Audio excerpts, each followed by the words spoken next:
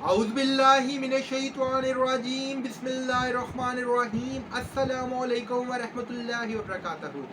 हाज़रीन और सामीन, कैसे हैं आप सब लोग। मेरा नाम आतिफ सलीम भट्ट है और मेरा ताल्लुक़ फैसलाबाद पंजाब पाकिस्तान से है।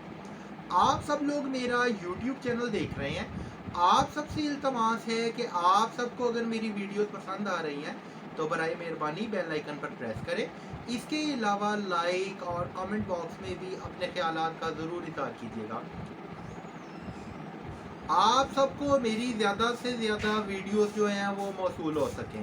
इसके अलावा आप लोगों ने लाइक और कमेंट बॉक्स में भी अपने ख्यालात का ज़रूर इज़हार करना है और हमारी मीडिया टीम की आपने भरपूर हौसला अफजाई करनी है। आप सबकी दुआएं मेरी ज़िंदगी का बहुत अहम हिस्सा हैं। अपनी नेक दुआओं में मुझे भी याद रखिएगा। चलिए जनाब, आज के टॉपिक की तरफ चलते हैं।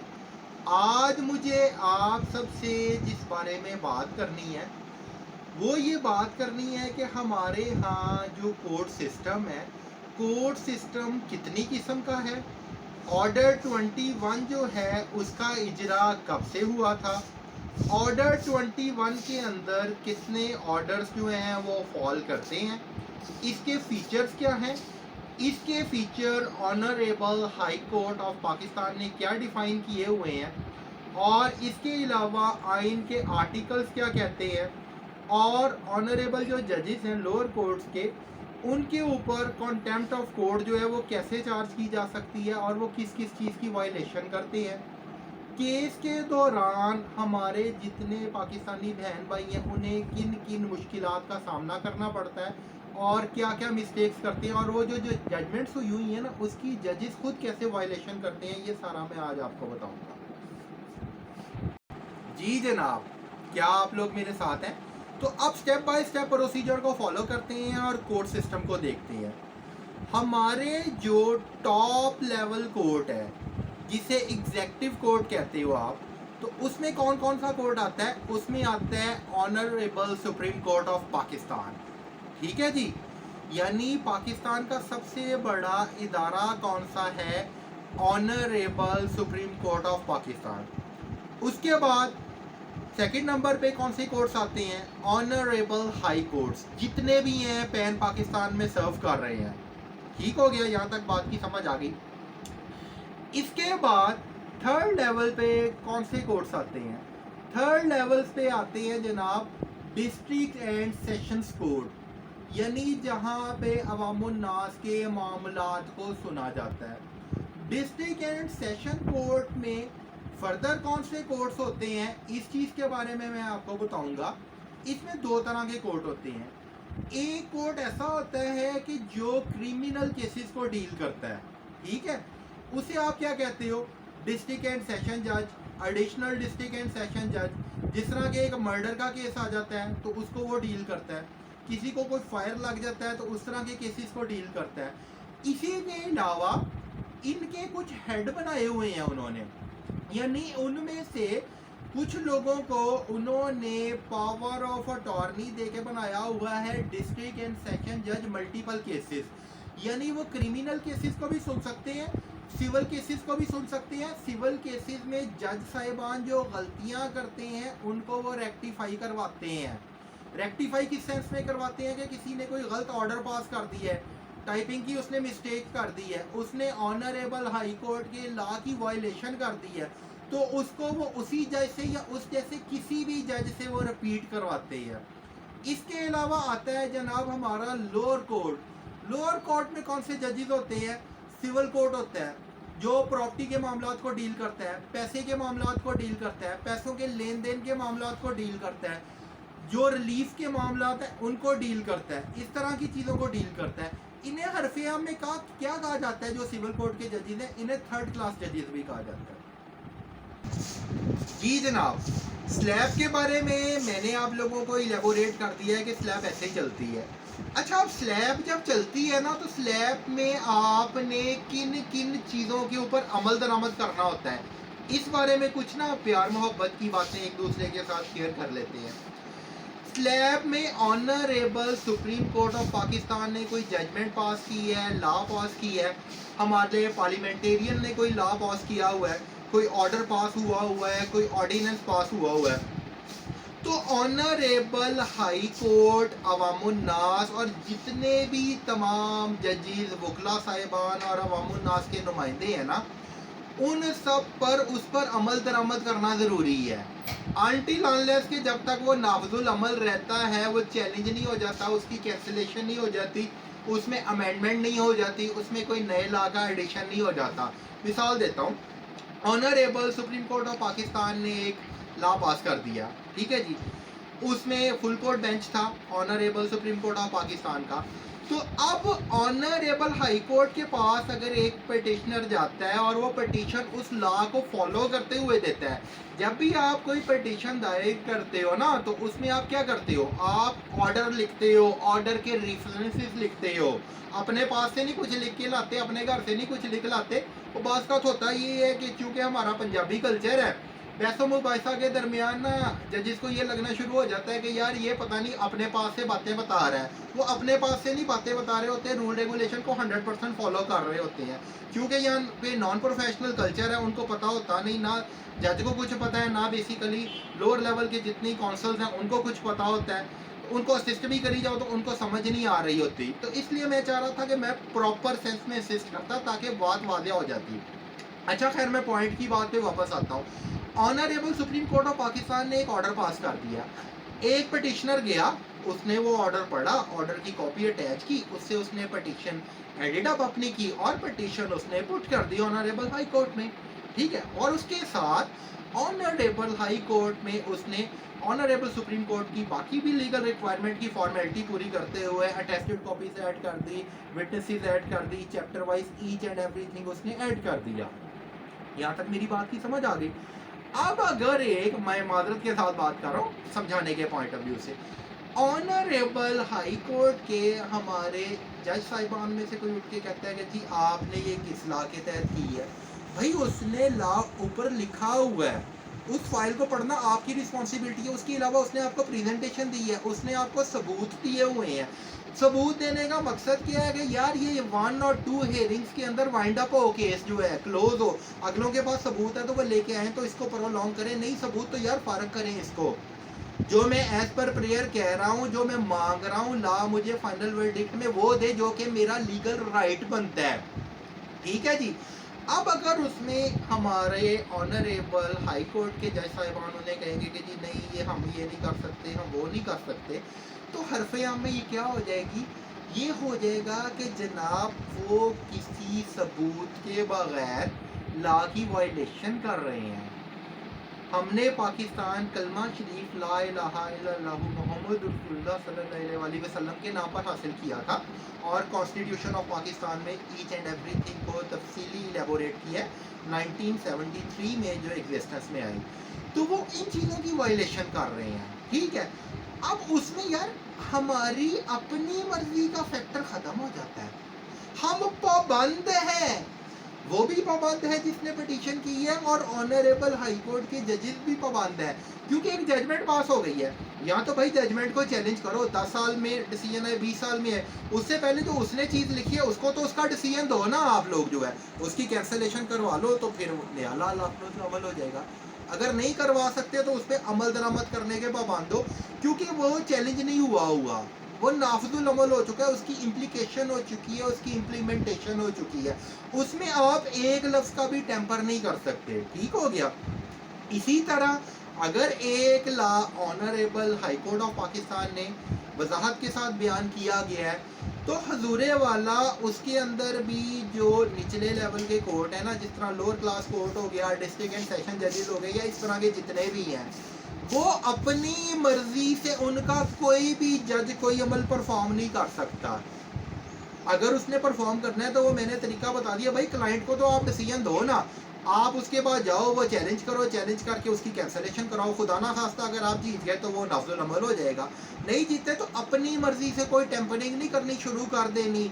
जो मर्जी आके कौंसल जिसकी जो मर्जी आके कहती रहे, आपने किसको फॉलो करना है? आपने जो उसने आपको रिटन फॉर्म में दी है और उसने आपको जो रिटन फॉर्म में एविडेंस फाइल दी है, आपने उसको फॉलो करना है। क्यों फॉलो करना है? आप ड्यूटी बाउंड हो, आप पाबंद हो उसको फॉलो करने के। क्यों? आप हायर कोर्ट से बहुत ज्यादा लोअर लेवल पे परफॉर्म कर रहे हो। जिस तरह मैंने अब आपको बताया सिविल कोर्ट है, तो सिविल कोर्ट के जजेस को क्या कहा जाता है? थर्ड क्लास जजेस कहते हैं। जाहिर बात है कि मैं अब प्रेजेंटेशन दे रहा हूँ, मैंने तो प्रॉपर समझाने के पॉइंट ऑफ व्यू से देनी है ना। यानी लोअर लेवल कोर्ट कहते हैं, सबसे निचले लेवल का दर्जा होता है ये कोर्ट का जो है।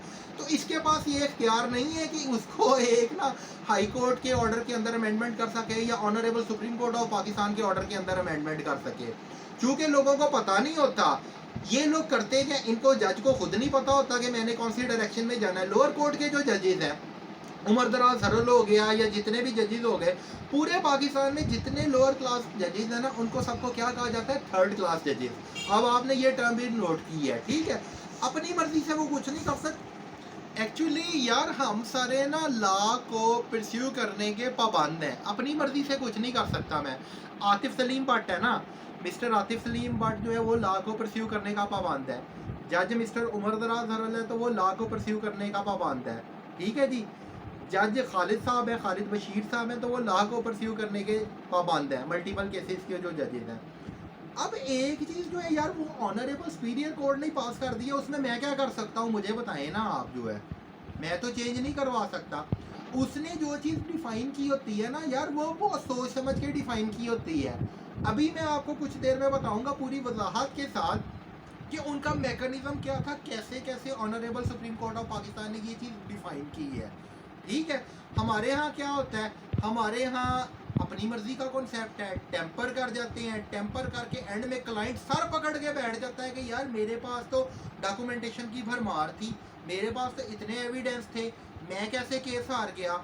जज को पता ही नहीं होता कि जी एग्जीक्यूशन ऑफ डिग्री के कितने ऑर्डर्स पास हुए हैं। हर डिग्री जो है उसकी एग्जीक्यूशन हो सकती है, क्योंकि पढ़ के आए नहीं होते, रेफरेंस सिस्टम होता है, डायरेक्टली लोअर लेवल के जजेस जो हैं वो रिक्रूटेड हो जाते हैं, अपॉइंटेड करके आप उन्हें ले आते हो। इसका अल्टीमेटली नुकसान किसको होता है?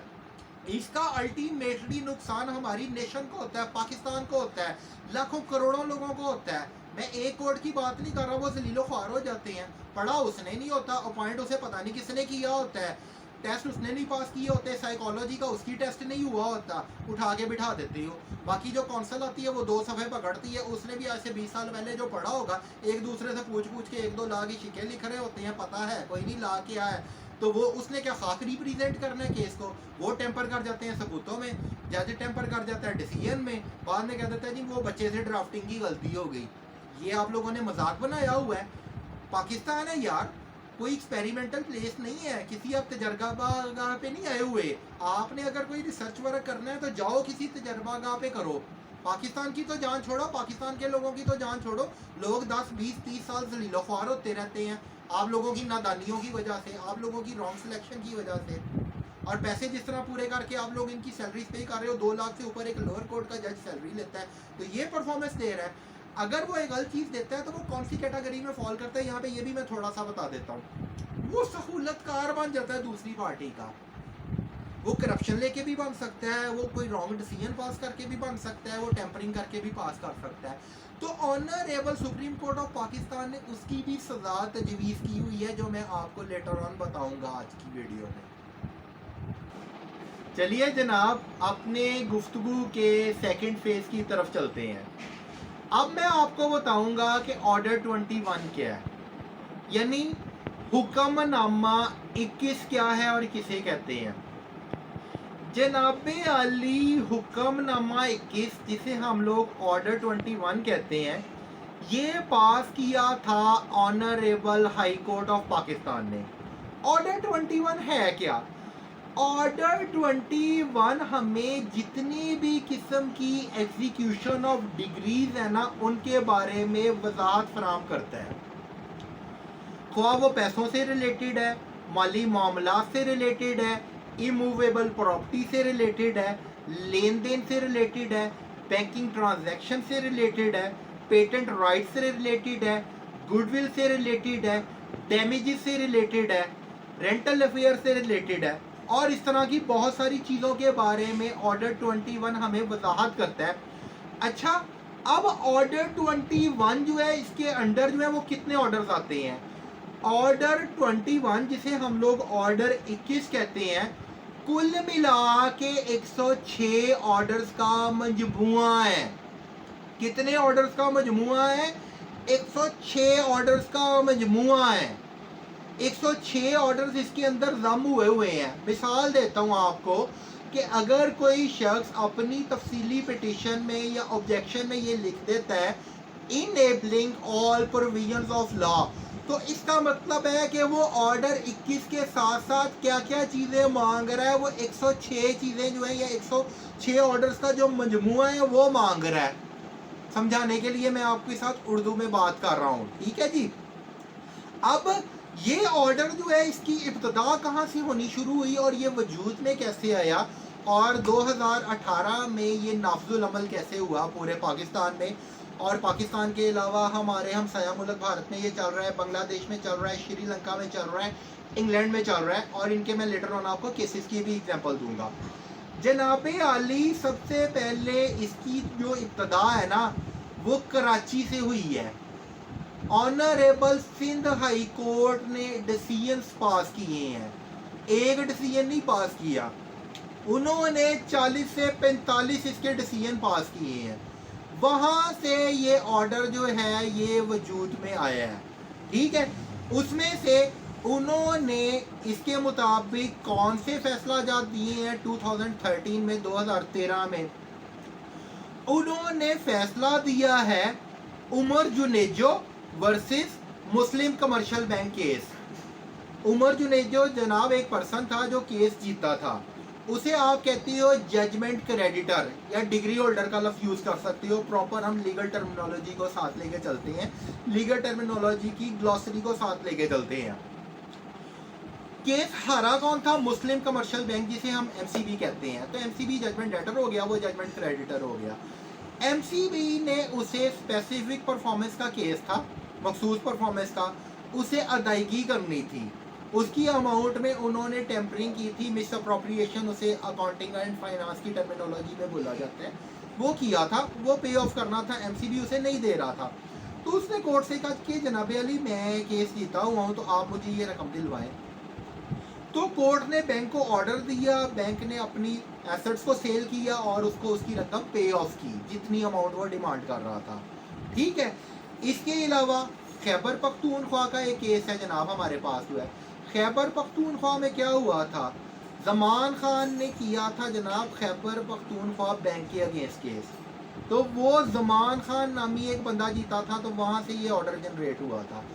इसी तरह लहरी प्लेरो एक पर्सन था कराची का, उसने केस किया था जनाब अलाइड बैंक के अगेंस्ट, तो लहरी प्लेरो जो है वो केस जीता था, ठीक हो गया। इसी तरह हमार जुनेजो ने ये केस किया था अजीज जंजुआ के खिलाफ, कराची की मैं बात बता रहा हूँ आपको, सिंध हाई कोर्ट की। तो वो हमार जुनेजो जीता था, उसमें प्रॉपर्टीज़ की सेल अटैचमेंट हुई थी, नेट कैश उसे फराहम किया गया था, उसके करंट असासाजात को फ़रोख्त दिया गया था, उसको फ़रोख्त करके उसको रकम की अदायगी की गई थी, रैकेट की बुनियाद के ऊपर ये सारा फैसला हुआ था, ठीक हो गया। इसी तरह के जो मैंने आपको जितनी मिसालें दी हैं ना, ये 50 जजमेंट्स पास हुई थी। कहाँ पास हुई थी? सिंध हाई कोर्ट में। कब पास हुई थी? 2013 में पास हुई थी। इसके अलावा 30 जजमेंट्स पास हुई थी लाहौर में, पंजाब की मैं बात कर लेता हूँ। ऑनरेबल हाई कोर्ट लाहौर में 30 जजमेंट्स पास हुई थी इसकी, टोटल कितनी हो गई? 80। इसके अलावा मुख्तलिफ हाई कोर्ट्स जितने अदर सिटीज़ के हैं हमारे पंजाब के, उधर जजमेंट्स पास हुई थी, ठीक हो गया, और पैन पाकिस्तान में हुई थी। तो इस तरह कुल मिला के कितनी जजमेंट्स पास हुई थी? 106 जजमेंट्स। तो ये कितनी जजमेंट का मजमुआ है? ऑर्डर 21 जो है 106 जजमेंट्स का मजमुआ है। यहाँ तक मेरी बात की समझ आ गई? तो अब अगर आपने रिमूव करना है ना, या किसी बंदे ने लोअर कोर्ट के किसी बंदे ने ये जो बेवकूफ़ों वाली हरकतें करी फिरते हैं, फजूल जज्बाती हो गए बहस करी फिरते हैं बगैर किसी सबूतों के, रूल 20 की वायलेशन करी फिरते हैं, honourable high court amendment act 2018 की जो है। तो ये वायलेशन जो करी फिरते हैं ना, तो ये अपने पास से ना वो कुछ कर सकते हैं ना मैं कुछ कर सकता हूँ। डेफिनेटली यार, जो डिग्री होल्डर है, जजमेंट क्रेडिटर है, उसने लॉ को फॉलो किया है, उसने आइन के आर्टिकल को फॉलो किया है। ये जाए जाके कोई 10 15 20 25 साल फाइट करे, उससे पहले उसका तो डिसीजन दे देना जो है। उसको क्यों लिंगर ऑन करी जा रहे हैं, क्यों हैंग ऑन करी जा रहे हैं उसे जो है, ठीक है। तो ये चैलेंजेबल ही नहीं है हरफे आम में, अगर मैं गलत बात नहीं कह रहा, ठीक हो गया। अब इसकी मैं फर्दर आपके साथ वजाहत करता हूँ।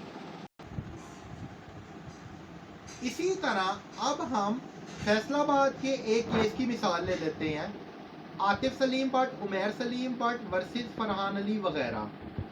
अब ये केस जो था ये फरवरी में उमर दराज हरल की अदालत में लॉन्च किया, क्योंकि लास्ट डिसीजन उसने ही पास ऑन किया था। उसने रजिस्ट्री की वेरिफिकेशन की थी, इमूवेबल प्रॉपर्टी का केस था। अब उसके बाद उसने किया क्या, और ऑर्डर 21 में लिखा क्या। ऑर्डर 21 में जो लेटेस्ट अमेंडमेंट्स आई हुई है ना, जो कि ऑनरेबल हाई कोर्ट ने 2018 में पास की हैं, जो फाइनलाइज हो चुका है 2018 का, उसके मुताबिक आपने जजमेंट डेटर को जो नोटिस है वो इशू नहीं करना। लॉजिक क्या है, मैं लॉजिकल आपको एक्सप्लेनेशन देता हूँ। उसकी एक्सप्लेनेशन ये बनती है कि जजमेंट डेटर हारा हुआ है, जब बंदा पहुंचता है ना एग्जीक्यूशन ऑफ डिग्री पर, इससे पहले ना उसने मल्टीपल प्लीडिंग्स को फॉलो किया होता है। यानी वो जस्टिस ऑफ पीस में गया होता है, दूसरी पार्टी ने उसके खिलाफ भी उठा केस कर दिया होता है, तो एक सबूतों की वो खारिज हुआ होता है, क्योंकि उनके पास ना कोई रजिस्ट्री है ना कोई दूसरी चीज़ें हैं। वो गैंग है, एक जाली रजिस्ट्रियाँ बना रहा है, इंतकाल नंबर है ही नहीं, इंतकाल नंबर के बगैर ही रजिस्ट्रीज बनी जा रही हैं, स्लैब ही सारी इंतकाल नंबर के बगैर चल रही है, जो कि गैर कानूनी है। क्योंकि जज पढ़ते नहीं है, तो जज ने आंखें बंद करके स्टैम्प लगा के स्टे ऑर्डर दिया हुआ है, ऑब्स्ट्रक्शन क्रिएट की हुई है उसकी प्रॉपर्टी के अंदर जो है, इंटरफेरेंस करते हैं, तामीरात में रुकावट डालते हैं, मटेरियल चोरी करते हैं, गिरा जाते हैं बिल्डिंग्स को, दूसरे पर्सन को सेल कर जाते हैं, फ्रॉडुलेंट एक्टिविटीज़ करते हैं, उससे तावान मांगते हैं, इस तरह की चीज़ करते हैं, ठीक है। उन्होंने इन चीज़ों को मद्देनज़र रखते हुए वाज़िया तौर पे हदायत दी है ऑनरेबल हाई कोर्ट ने कि यार आपने जजमेंट डेटर को नोटिस की इशुएंस नहीं करनी। तो उमर दराज हरल और आतिफ सलीम भट्ट ने जो उनकी अदालत में केस किया ना, इसकी प्रोसीडिंग को अब लेके चलते हैं, तो आपको मैं समझाता हूँ तफसीली जो है। अब चूँकि जज जो है, जिस तरह मैंने आपको पहले ही बता चुका हूँ कि यार पता नहीं कैसे अपॉइंट होके आए होते हैं, समझ से ही बाहर है मेरी तो, कि उसे पता ही नहीं है लॉ का कि क्या लॉ कहाँ पे पहुँच चुका है, कितनी जजमेंट्स पास ऑन हो चुकी हैं, क्या क्या अमेंडमेंट हो चुकी है। तो वो वही ऑर्थोडॉक्स अपने फरसूदा से स्टाइल में चली जा रहा होता है। इस शख्स ने किया क्या, उमर दराज हरल ने, उमर दराज हरल ने 5 मरतबा उन लोगों को ना समन की इशुएंस करवाई है, ठीक है। अब वो लोग जान के रिसीव नहीं करते थे, क्योंकि उनके पास था ही कुछ नहीं, वो नौसरबाज ग्रुप है, या था भी तो वो उस लेवल का था कि वो कोर्ट में एक दो लोगों के पास के पेश ही नहीं कर सकते थे। बाकी मैंने बताया कि वो उस एरिया के लोग 225 रेवे मलखा वाला जो है, वो कोई और काम तो करते ही नहीं, तो वो फ्रॉडुलेंट एक्टिविटीज़ ही करते हैं ना रजिस्ट्री है ना कोई प्रॉपर्टी है, खुद किराए के घरों में रहते हैं, आके इंटरफेरेंस करते हैं दूसरे की प्रॉपर्टी में। आधी मुजरिम है वो लोग, ठीक है। और ना वो कुछ करते थे ना उनके बड़े कुछ करते थे, जल्दी पुश्ती वो क्रिमिनल है। ज़्यादातर इनमें से जट फैमिली से ताल्लुक़ है, उमर दराज हरल की भी जट कास्ट है, ठीक है। अच्छा, अब इसने किया गया, इसने 5 दफ़ा इशुएंस करवाई। इसे जब भी मैंने कोई बात बताने की कोशिश करनी इस नमूने को, या इसके साथ कोई बात करने की कोशिश करनी, तो इसने करना क्या कि कभी जी ये रमज़ान मुबारक चल रहा है तो वो जी अपने रिटायरिंग रूम में रेस्ट कर रहा है। मोस्ट ऑफ टाइम इसके सर के ऊपर आप कैमरा लगा हुआ है, आप देखिएगा ये कोर्ट से ही गायब रहता है, अपने पिकनिक मनाता रहता है ऑफिशियल टाइम के अंदर। 8 o'clock चले जाओ, 8:30 पे चले जाओ, बाज़ औक़ात ये उसकी परमिशन के बगैर ही डिग्री होल्डर की इसने लिख के लगाया होता है कि जी मैं स्ट्राइक ऑब्जर्व कर रहा हूँ। भाई आप एक पब्लिक सर्वेंट हो, तुम किस चीज़ की स्ट्राइक ऑब्जर्व कर रहे हो भाई, मुझे भी बताओ ना। अब उधर लोग यार अपनी डिसीजन करवाने जाते हैं, या ये देखने चाहते हैं कि आज मैं खंबे पे चढ़ा हुआ हूँ, तो आज मैं दरख्त पे चढ़ा हुआ हूँ, तो आज मैं डांस कर रहा हूँ, या आज मैं सर्कस में नाच रहा हूँ, या आज मैं एक बुगी बुगी शो कर रहा हूँ। फिर इसको कुछ कहो तो चूंकि ये एक बहुत बड़ी सिफारिश पे भर्ती होके आया हुआ है, बाकी भाई भी इसके जजेस हैं, डायरेक्ट इसकी भर्ती कराई हुई है, ला की इसने प्रैक्टिस कोई की नहीं है एज ए एडवोकेट जो है, मैं जानता हूँ इसने कोई प्रैक्टिस नहीं की हुई, इसका साइकोलॉजी का टेस्ट नहीं लिया हुआ, क्रिमिनल माइंड ये पर्सन है, तो इसे डायरेक्ट ही आप लोगों ने भर्ती करके बिठाया हुआ है। इसे बात बताने की कोशिश करो तो ये ऊपर से अपने एडिकेट ही लूज कर देता है, बिग हेडेड और स्टबर्न अप्रोच को ये साथ लेके आता है, बदतमीजी शुरू कर देता है, ना फाइल पढ़ता है ना फाइल देखते हैं। एग्जीक्यूशन ऑफ डिग्री का मतलब है कि अगर उसने एक ही टेस्टेड कॉपी लगाई है ना, आपका रैम्प डिसीजन है, तो आपने उससे कोई क्रॉस क्वेश्चनिंग नहीं करनी, आपने अमल दरामद कराना है, ट्रायल नहीं चल रहा।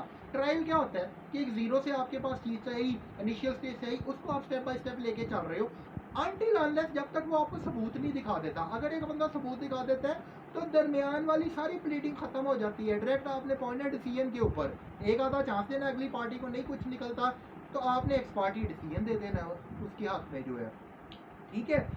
उसके बाद मैं इस नमूने की अदालत में पेश हुआ हूँ 20/6/2023 को। मैंने इसे तफसीली एलेबोरेशन बताई है कि जनाब जब मैं आपके कोर्ट से ये रैम्प डिसीजन लेके निकला हूँ ना, उसके 48 दिन बाद मोहम्मद नदीम वल्द मोहम्मद रफीक ने मेरे अगेंस्ट एक झूठा स्टे ऑर्डर ले लिया था, ठीक है। हालांकि मेरे तो कॉर्नर प्लॉट का तयन हो चुका है, जैसे मैंने आपको बताया कि जज पढ़ते नहीं है, उनसे उनकी अपनी प्रॉपर्टीज के ऊपर ही चाहे साइन करा लो, लोअर कोर्ट के जज थे ना उसकी अपनी प्रॉपर्टी अपने नाम करा लो, उसने कौन सा कोई पढ़ना होता है। अब उसने जो स्टे ऑर्डर लिया है और क्या खूबसूरत किस्म की वो रजिस्ट्री उसकी बनी हुई है, वो कह रहा है कि जी मैंने ये प्रॉपर्टी खरीदी है इफ्तिखार से, इफ्तिखार की रजिस्ट्री के ऊपर इंतकाल नंबर जो उसने लिखा है मैनुअल रजिस्ट्री है, जो कि 2015 में वो कह रहा है जी मैंने बनाई है, जबकि 2015 में तो कंप्यूटराइज रजिस्ट्री बन रही थी। वो मैनुअल रजिस्ट्री है, उसमें 60 रुपए वाला स्टाम्प पेपर यूज हो रहा है, 150 वाला हो रहा है, 3,000 वाले 2 हो रहे हैं। मंजूरा के नाम के ऊपर ना कोई रजिस्ट्री है ना कोई उसके रेवेन्यू रिकॉर्ड है, जीरो है, रजिस्ट्री भी रेवेन्यू रिकॉर्ड भी जीरो है। जीरो को जीरो के ऊपर डिवाइड कर दो तो जीरो ही आता है, जीरो को जीरो के साथ मल्टीप्लाई कर दो जीरो ही आता है। जीरो ने जीरो ही रहना है यार, वो क्या होना है, कुछ भी नहीं है, ना उनकी कोई प्रॉपर्टी है ना उनकी कोई टॉन ऑनरशिप है ना उनके कोई रैकेट है। अब इफ्तिखार का जो इंतकाल नंबर है उसकी मैनुअल रजिस्ट्री के ऊपर वो क्या आ रहा है जनाब 38,728, ठीक हो गया। नदीम अपनी रजिस्ट्री के ऊपर वो जो नदीम को सेल कर रहा है वो नंबर क्या लिख रहा है जनाब 45,915, खतूनी नंबर वो क्या लिख रहा है 211, ठीक हो गया। उसके अलावा नदीम की जो फर्द है ना जहाँ से रेवेन्यू की प्रॉपर जजमेंट होनी है उसके ऊपर एक नया ही नंबर डिस्कवर हो रहा है, वो नंबर क्या है 61094, हर जगह ही फर्क आ रहा है। जबकि रेवेन्यू रिकॉर्ड जहाँ से पता चलता है कि इसका इंतकाल नंबर चढ़ा है या नहीं, उसके मुताबिक नदीम का कोई इंतकाल नंबर है ही नहीं, ना नदीम का कोई इंतकाल नंबर है ना इफ्तिखार का कोई इंतकाल नंबर है ना मंजूरा बीबी का इंतकाल नंबर है। तो जब इंतकाल नंबर ही नहीं तो ये रजिस्ट्रियाँ जो है ये क्या है, ये जाली हैं, बोगस हैं। वो जिस भी एडवोकेट ने बनाई है वो जाली बनाई है, उसने एक अपने गैंग को एक रन किया हुआ है उसने जो है, ठीक है, अपनी मर्जी से बनाई हुई है उसने, इस तरह की वो 25-30 जाली रजिस्ट्रीज उठाई फिर रहा है। उसके बाद हर चीज़ का कोई ना कोई मोटिव होता है, जिस तरह मोटिव ऑफ मर्डर होता है ना क्रिमिनल केसेस में जिनको आप डील करते हो, इसी तरह सिविल कोड में भी एक मोटिव ऑफ होता है। उसका मोटिव क्या था कि ये तमीर ना कर सके, जो मैंने पहले तमीर की है मेरी तमीर रुक जाए, वो वहाँ का रहायशी था। वो चूँकि मैं पहले बता चुका हूँ आपको कि जो हमने पहला स्टे ऑर्डर लिया था जिसकी मैं एग्जीक्यूशन कराना उसके एक दिन बाद ही तो वो दोबारा दाखिल हो गए थे। पुलिस उन्होंने परचेज की हुई है, पुलिस नाजायज़ कब्जे कराती है, खुद 10-10, 20-20 लाख रिश्वत लेती है। पुलिस स्टेशन सदर जेड़ावाला रोड जो है वो वैसे ही सारे फहरिस्त है। एसपी इकबाल टाउन जो है वो करता ही कुछ नहीं है, आराम से बस बैठे हुए हैं। उन्होंने अपना एक बंदर डांस स्टार्ट किया हुआ है सीपीओ समेत जो है, ऐसे लगता है जिस तरह बंदर बैठाए हुए हैं। रेवेन्यू डिपार्टमेंट के ऊपर ही आपने बोर्ड डाला हुआ है, हालांकि ये हजरत उमर फारूक रजी अल्लाह ताला अन्हु ने ये शोभा निकाला था जिसका मकसद क्या था, इंसाफ को फ़रोग मिले। तो आप बताओ, आप लोग तो पाकिस्तान की तौहीन कर रहे हो यार, पाकिस्तान के कॉन्स्टिट्यूशन की तौहीन कर रहे हो, खजाने पे बर्डन डाला हुआ है। जो आप लोगों ने गांव का जानवर उठा के भर्ती किया हुआ है, किसी जानवर की मैट्रिक तालीम है, किसी की इंटर तालीम है, उसने क्या खाक करना है। और जिस जहाँ से वो निकल के अल्लाह ताला माफ़ फरमाए आए हुए हैं, अब मैं क्या मीडिया पे बैठ के एक्सप्लेन करूँ जो है। आपका आईजी पंजाब उठता है शराबी लोगों को गले लगा के उनको कहता है आपकी तबीयत ठीक है। ये आपके इंस्पेक्टर जनरल का हाल है उस्मान अनवर का जो है। बाकी कई लोग ऐसे हैं जिन्होंने सिर्फ रोटी चुराई होगी, उनको 10-10 साल सजा दी है, उनको नहीं आप गले लगाओगे। वो तो रियासत मुजरिम है उसकी जो है इस्लामिक तरीकाकार के मुताबिक जो है। ये आप लोगों का हाल है। उसके अलावा इसका मोटिव क्या था? तमीर रुक जाए। जो मैंने पहले तमीर की थी मैं इसकी तमीर गिरा लूँ, मैं इसके प्लॉट में इजीली दाखिल हो सकूँ। उसके ऊपर गवाह ने गवाहियाँ डाली हुई हैं, शबीर अहमद व बशीर अहमद ने। मैंने यार कोई ज़बरदस्ती तो नहीं ली। उसके वकील ने जिसने ये पटिशन की है वो उसने भी बगैर देखे बगैर सोचे समझे जानबूझ के की है। मकसद ये था कि जी ब्लैकमेल करेंगे, इनसे पैसे निकलवा लेंगे। क्यों भाई, तुम्हारे बाप का राज है, टाउन में तुम्हारी कोई एग्जिस्टेंस नहीं है। तुम लोग तो पीछे से वैसे ही कमीन हो, तुम लोगों का टाउन से क्या ताल्लुक और क्या वास्ता जो है। ठीक है, वो लोग और कोई काम करते नहीं है, उनका पूरा फैमिली बिजनेस ही यही है, यही काम करना है, इस चीज़ को फरोग देते हैं। मोटिव समझ आ गया आपको? कितने दिन बाद उसने लॉन्च की? रैम डिसीजन के 48 दिन बाद। ठीक है, मैंने पिछली वीडियो में भी तफसीली बताया। उसके अलावा फिर जस्टिस ऑफ पीस की मैंने अटेस्टेड कॉपी साथ लगाई। जस्टिस ऑफ पीस में वो खुद मान रहे हैं कि जी हम घुस दे रहे हैं, मुझे पुलिस ने कोई रिटर्न फॉर्म में इतला नहीं दी। रजिस्टर्ड कंप्लेंट्स जो थी मैंने 25/9/2023 को चैप्टर वाइज रजिस्टर्ड कंप्लेंट का चैप्टर बनाया है, इसकी अदालत में मैंने पेश की है। पहली कंप्लेन 2020 में की, 24/6/2020 को की, रजिस्टर्ड कंप्लेन है, कोई कार्रवाई नहीं हुई, अपनी मर्जी से वो लिखते रहे हैं। दूसरी कंप्लेंट हम लोगों ने की कमिश्नर फैसलाबाद से सीपीओ, सीपीओ से एसपी, एसपी से एसएचओ को पहुंची। वहीद शाहिद था उस वक्त, शकील शाहिद का भाई, जिसे इमरान खान ने लेबर मिनिस्टर पंजाब बनाया हुआ था। 3 दिन का टाइम था उसके, अभी तक 3 दिन ही नहीं पूरे हुए, वो आज भी पेंडिंग में पड़ी हुई है। 15 की मैंने कॉल का record Punjab safe city authority Lahore जो है वो इशू करती है। वो डायरेक्ट नहीं कंप्लेनेंट को इशू कर देती, वो इशू करती है किसी जज को, उसको जज को अपनी एप्लीकेशन मूव करनी पड़ती है, सबूत दिखाने पड़ते हैं। तो वो मैंने राना वहीद खान साहब, सॉरी मैं अपनी करेक्शन कर लूँ, ऑनरेबल राना वहीद खान साहब की अदालत में वो मैंने किया, वो थे, उनकी अदालत को उन्होंने वो पेश किया। तो वहाँ से फिर मैं लेके आया हूँ, असल रिकॉर्ड मेरे पास है, असल रिकॉर्ड की कॉपीज़ को दिखाई है, जिसमें वादिया तौर पे लिखा है कि 23/2/2022 को ये दोबारा दाखिल हुए हैं। इन्होंने दीवारें गिराई हैं, 4 दफ़ा इन लोगों ने हमारी कंस्ट्रक्शन करा दी है, इन्होंने मटीरियल चोरी की है। मटीरियल चोरी करने के बाद ये लोग घुसे हैं, घुसने के बाद मुख्तलिफ हाथों में सेल किया, हमारी सारी कंस्ट्रक्शन को इन्होंने मसमार करके अपनी कंस्ट्रक्शन, ये मैं नहीं कह रहा, ये पुलिस का हेड डिपार्टमेंट कह रहा है। वो क्या लिख रहा है? वो कुआ कहाँ पे हुआ? 225 रेलवे मलखावाला में, कॉर्नर प्लॉट में हुआ। वो कहाँ पे वाक़ है? सत्याना रोड फैसलाबाद में। कब हुआ? 23/2/2022 को हुआ। ठीक है, कॉलर का नाम क्या है? आतिफ सलीम भट्ट। कॉलिंग किसने की? आतिफ सलीम भट्ट ने की। पुलिस का पहुंची, पुलिस 2 घंटे लेट पहुंची। 4:44 पे कॉल की या 4:46, उसने रिकॉर्ड का टाइम लिखा होगा, हर घड़ी का अपना टाइम होता है। 6:44 या 6:46 पे पुलिस पहुंची है। 7:06 पे पुलिस फाइनल अपना फीडबैक दे रही है। बलाल नामी बंदा था, उसने वो कॉल अटेंड की थी, एमरजेंसी पुलिस की हेल्प की रिकॉर्ड उसे रिक्वायर्ड है। वो अपने रिमार्क्स में लिख रहा है कि दरखास्त पर कार्रवाई होगी। तो इसका मतलब क्या है कि वो अदालत में और अपने हेड ऑफिस में खुद ही कन्फेशन पुलिस वाले कर रहे हैं कि जनाब वो हुआ था। जस्टिस ऑफ पीस की रिपोर्ट में वो क्या रिमार्क्स लिख रहे हैं? इल्ज़ाम लियान आए और बताया कि यही रकबा, यानी वो खुद मान रहे हैं कि हम दाखिल हुए थे।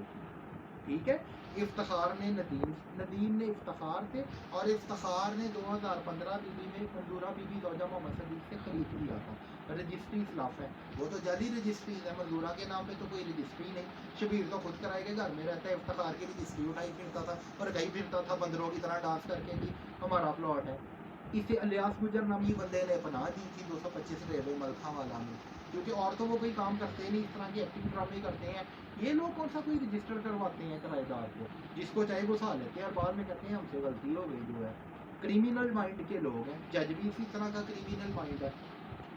तो भाई जज को उन्होंने लेटर भी भेजा हुआ है, असल रिकॉर्ड भी भेजा हुआ है, उसका मैंने एक अलग चैप्टर बनाया, वो इसको दिखाया।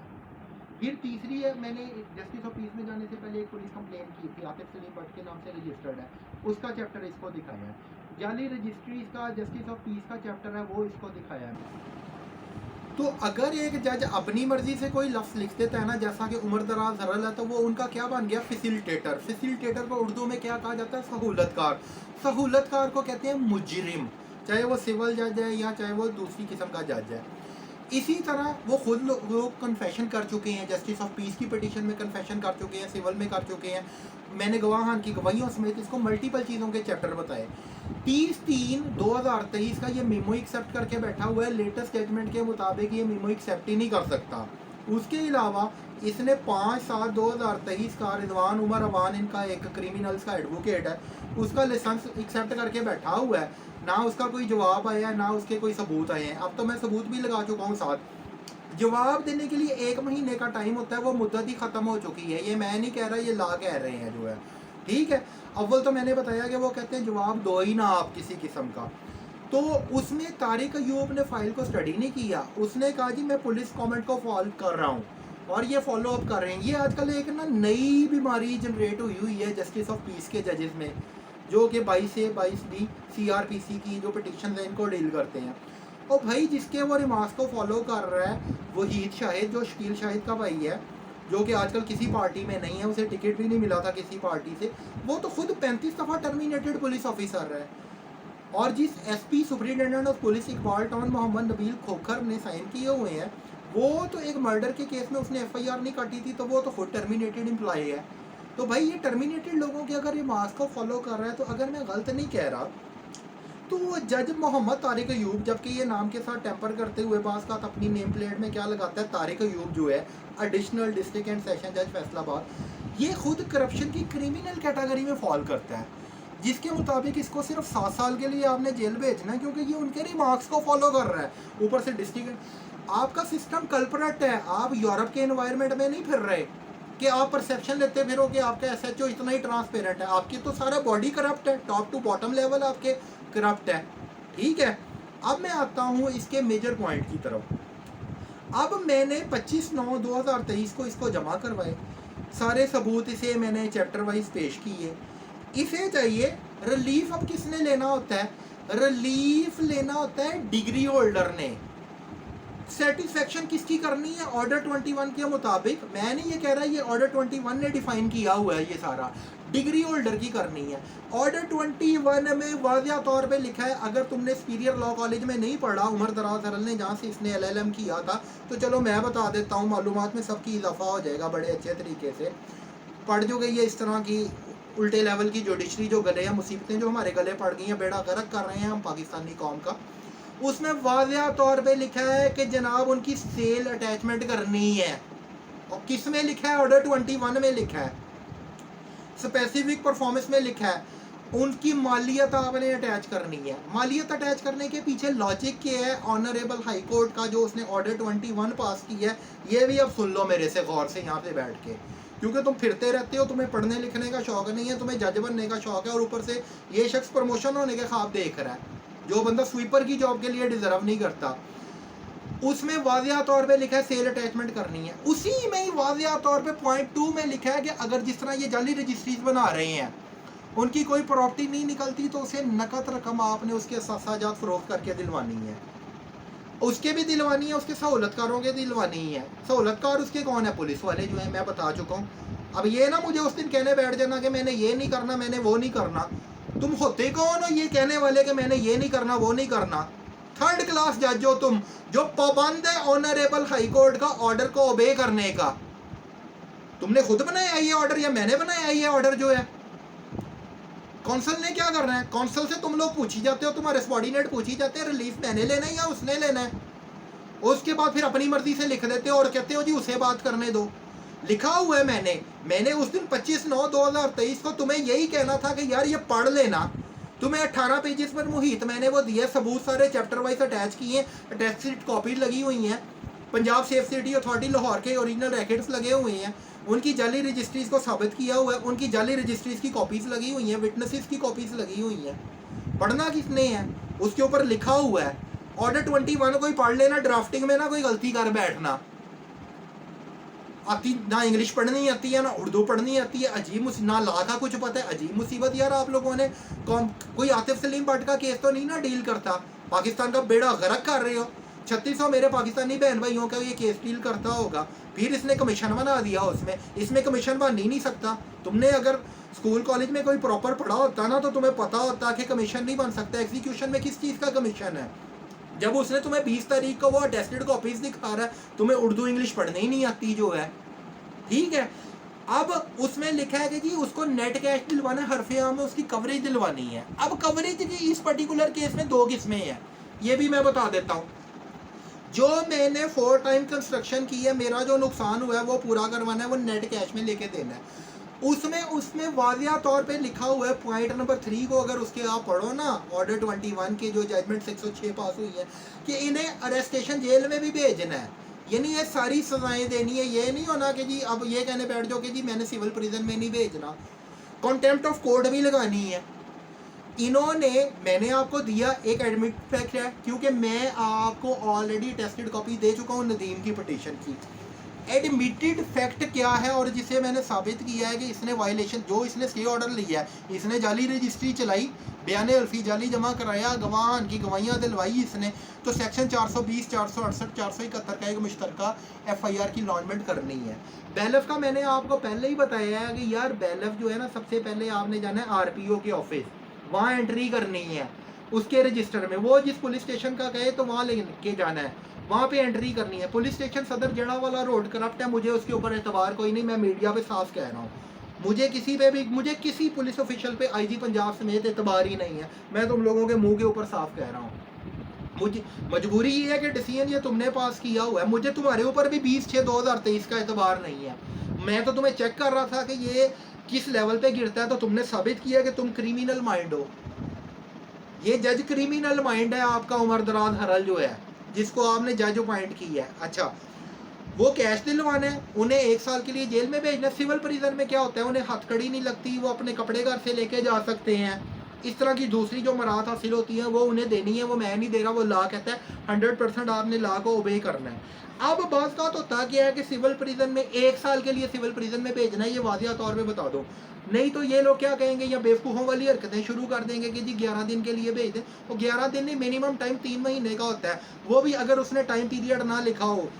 लिखा नहीं हुआ उसने 25/9/2023 को ऑब्जेक्शन में, प्रेयर में उसने कहा नहीं है कि जब तक मेरा कंप्लीशन नहीं होता। कंप्लीशन में मैक्सिमम मुद्दत, आज पढ़ लो सिविल लॉ को अच्छे तरीके से, 1 साल होती है। मैं नहीं घर से बना के लाया हुआ। तुम्हारी पेरेंट ब्रांच यानी तुम्हारी जो फादर्स ब्रांच है ऑनरेबल हाई कोर्ट, और तुम्हारी जो ग्रैंडफादर ब्रांच है, उन्होंने ये ऑर्डर पास किए हुए हैं।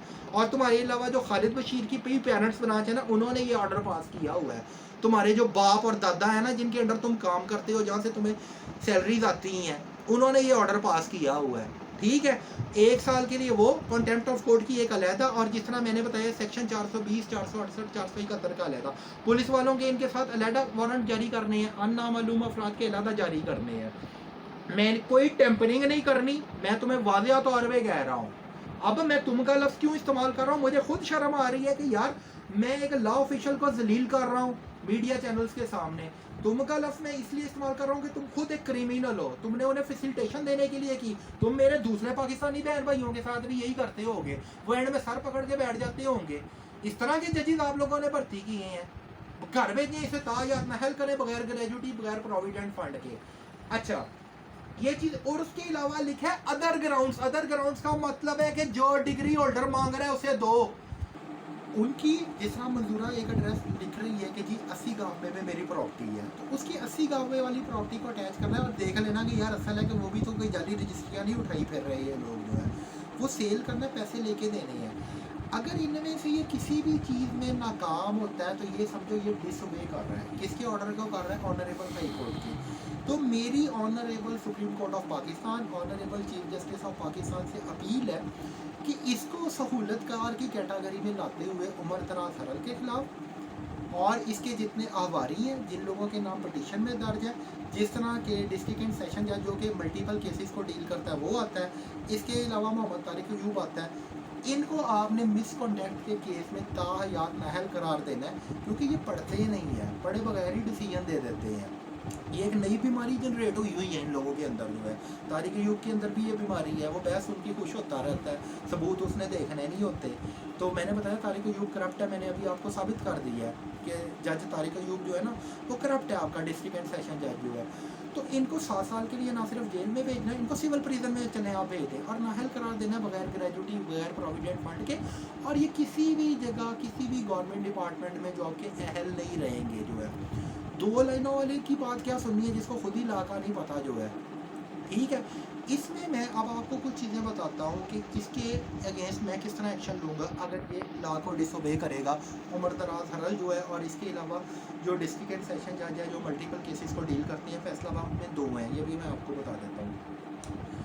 मैं सिंपली ये करूँगा, मैं आर्टिकल 203, आर्टिकल 204, आर्टिकल 209 उसकी क्लास 8 इसके अंदर अमेंडमेंट हुई है 1962 में, और फिर हमारा कॉन्स्टिट्यूशन आया था इस्लामिक रिपब्लिक ऑफ पाकिस्तान 1973। इसके मुताबिक आर्टिकल 1 to 10 इसके मुताबिक कैसे honourable supreme court of Pakistan में एक्शन ले सकता हूँ सबूतों से।